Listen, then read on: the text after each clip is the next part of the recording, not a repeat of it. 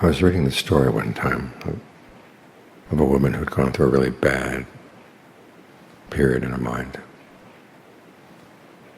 And she said she was able to get herself out. She actually had a neurotic breakthrough. In other words, the neurosis she was in broke. What enabled her to make it break was that whatever thought was hounding her mind, driving her crazy, she would ask herself, well, what if the opposite is true? I was struck by this story because it reminded me of a point that John Lee made one time. He said that when you get an insight in your meditation, you have to ask yourself, to what extent is the opposite true? In other words, you have to circumscribe some limits around your thoughts so they don't totally occupy your mind. Think about the Buddha. The only two teachings he gave that he said that were categorically true and beneficial across the board. One was the principle that you should develop skillful qualities of the mind and abandon unskillful ones. And the other was the Four Noble Truths. That's it. Those are the only teachings that he said are categorically true. And there are lots of other things he taught. Either they fit into those two principles, and so are part of the categorical teachings, like the 7 factors for awakening. Those are basically part of the Eightfold Path, which comes under the Four Noble Truths. But they have other teachings that are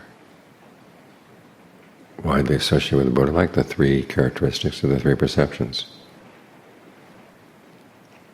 One of his greatest insights, but he showed by the way he taught these things that sometimes they're beneficial and sometimes they're not, even though they're true all the time. Not every truth is beneficial for thinking or applying. If when you're trying to get the mind into concentration, you're thinking about how things are inconstant, stressful, not self. You apply that to the concentration itself, it's hard to put forth the effort to really make it as constant as possible, because you need a state of mind in order to see things clearly. I read something very strange the other day, someone saying that you can't really analyze a state of concentration while you're in it, because directed thought and evaluation can't see directed thought and evaluation. That's what the whole point, though, of getting the mind into concentration is, that it's a transparent state where it can observe itself very clearly. And if you couldn't observe yourself while you were in concentration, how would you know that the first jhana had directed thought and evaluation, pleasure and rapture, singleness and preoccupation? These states are there so you can observe yourself. And to get into those states, though, requires that for the time being you put aside the 3 perceptions and you apply them to other things. You apply them to anything that would get you out of concentration. But the concentration itself you try to make as constant as you can, as pleasurable as you can, and under as much control as you can. And there's someone else who complained about concentration practice, saying that it requires right effort, and effort requires a strong sense of self, because you're going to be struggling and battling. And this person decided that he had sort of seen through the Buddha's joke, that you can't really create a state of concentration, you just have to let it come when it's going to come, and otherwise don't make any effort. When you don't make any effort, he said, then there's no sense of self. Well, there's a very strong sense of self right there. So it's amazing how much the last factor of the Noble Eightfold Path is one that gets attacked so much, because it's necessary. The Buddha himself saw it as the heart of the path. Everything else, he said, was its requisite or its support. Because it's one of the categorical teachings, anything that would get in the way of getting the mind into concentration, you've got to put it aside until the concentration is ready. Then you start taking it apart. And that's when the 3 perceptions get applied. So even the 3 perceptions have their time and place to be used. In other times and places, we've got to block them. So it's good to think about this when you find yourself obsessed with a particular thought. Have you found the fifth noble truth? Well, if it's driving you crazy, obviously it's not. It means it has to have some boundaries. So you've got to figure out what are the boundaries of this truth that you've got. Because the things that drive you crazy will have some truth to them, but it's only partial. You think every perception is only partial. It's like a sketch. Your image of the world that you have in your mind leaves out a lot of the details. It's like a map. Use a map because it's useful for certain purposes, and you want to make sure that as far as those purposes are concerned, it's accurate. But if you have too much information in a map, or holding on to the wrong map, the map actually gets in the way. It's just like a map is a sketch of the world.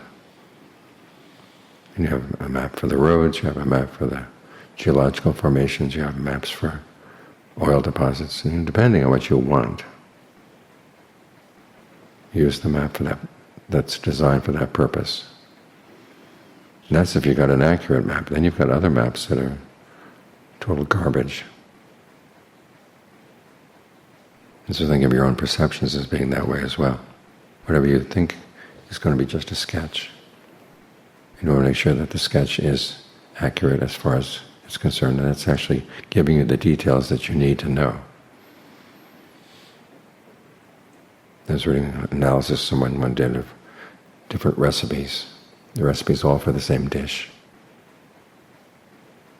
And he was pointing out that some people who write recipes are really good in figuring out where you're going to have a problem, and they address that problem. And figure out what you can probably figure out on your own.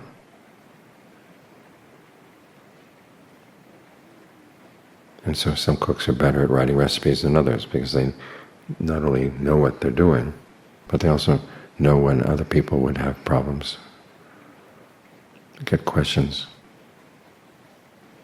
So think of your thoughts as recipes, think of your thoughts as maps. And to what extent are the recipes useful? To what extent are they not? And how far does their truth go? This is an important principle that you want to develop. Because if you have the mindset that tends to go to extremes and tends to get obsessed with one particular idea, you're really going to have trouble when insights start arising in your concentration. Something comes up and you put the stamp of 100% truth on it, and you start writing it around in areas where it really doesn't belong. So again, it's useful to have that question, to what extent is this true, and to what extent is the opposite true? When you don't see both sides, you're dealing only with half-truths, and maybe not even a half-truth. This principle is called guarding the truth. When you have ideas, and you have to ask yourself, where do they come from? And how true are they? You have to get a sense of their limitations. Because even things that come up as insights in the meditation, you may say, well, this comes directly from my experience. Well, maybe you're approaching it with a map. It's going to make you emphasize certain details and forget others. And this has to do with your insights in your meditation. To say nothing of your thoughts as you go through the day and start getting obsessed with something. You need the tools for getting yourself out, for breaking the shell around that thought, so you can escape from it, and so you can be outside the thought and not totally consumed by it.